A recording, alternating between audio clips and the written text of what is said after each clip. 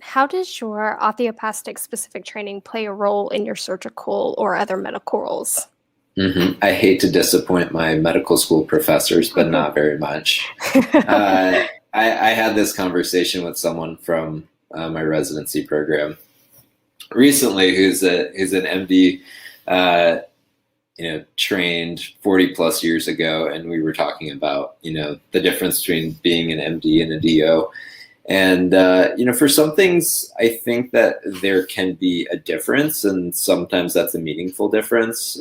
It's really hard to have a meaningful difference between a DO and an MD when it comes to surgical care, because if someone has appendicitis, you do an appendectomy. There isn't a question about like I'm gonna do something specific as an osteopathic physician. And I will say I'm proud of my DO roots. However, I don't think DOs have, the monopoly on anything. So when it comes to, patient-centered care or being nice or being holistic or the idea of treating the whole person or putting your hands on a person.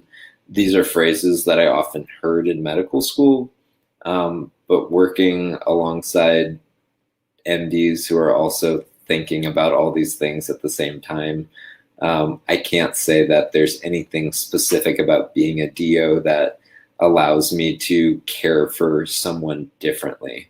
Again, that's as an endocrine surgeon. That might be different if you're in the more primary care focused specialty. But I think at the end of the day, it's virtually all the same books. More and more so, it's becoming the exact same tests. At the end of the day, it's the same patients too. So, if someone comes to you with a fever and a cough, you don't treat them as a DO versus an MD. You have to work them up and decide what their ailment is, and and you kind of go from there. And in 2021, it's probably COVID. So just let you know. Yeah. Yeah. Yes. If you enjoyed this, click the thumbnail to watch the full video or visit Student Doctor Network to see the free resources we have available to help you become a doctor.